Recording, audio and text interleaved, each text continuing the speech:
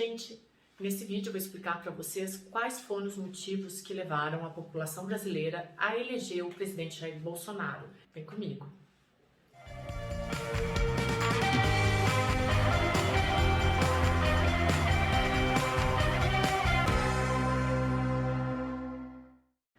Bom, gente, eu vou começar esse vídeo pedindo para vocês se inscreverem no canal da P3 no YouTube, seguirem as nossas redes sociais e também se inscreverem na Ligando os Pontos. Em diversas partes do mundo, a comunicação e a ciência política têm tentado entender os motivos pelos quais alguns estados democratas têm eleito personagens políticos autoritários, né?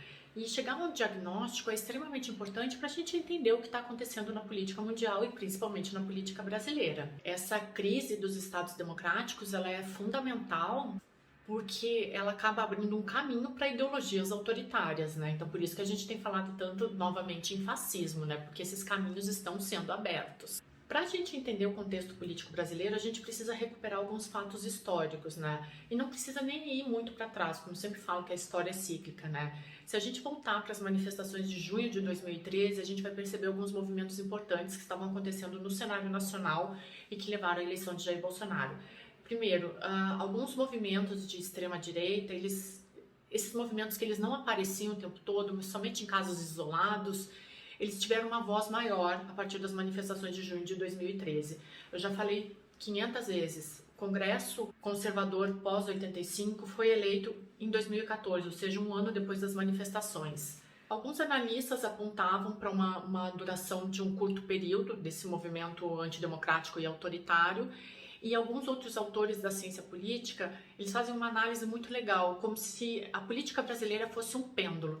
Então, em determinados momentos ela é democrática e em determinados momentos ela é antidemocrática. A gente já viu Pedro Doria falar disso num vídeo, né, do ciclo de 30 anos de uma democracia e 30 anos de um Estado desordenado, né, que é o que a gente vê na política brasileira, justamente esses ciclos de 30 anos. A gente não pode esquecer que não é só um fator que é determinante para a construção de um espaço político, né? É preciso um conjunto de fatores básicos para a construção de um processo antidemocrático e autoritário, né? Então não é só um movimento isolado. E aí o que a gente vê nos estudos da ciência política? As lideranças políticas autoritárias, elas começam a ser forjadas através de uma narrativa muito forte, de um discurso do medo.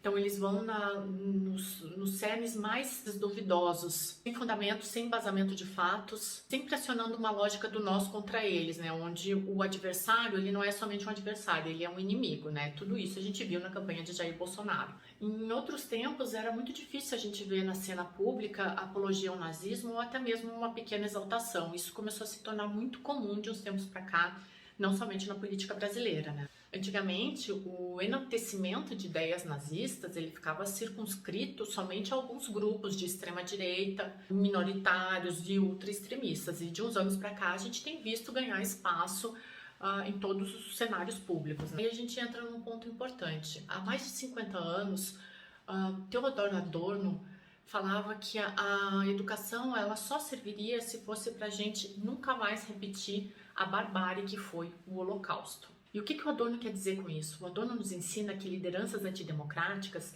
veem na educação uma forma de se inserirem na sociedade e no poder. Essas lideranças antidemocráticas potencializam medos enraizados nas pessoas e trabalham com esses medos.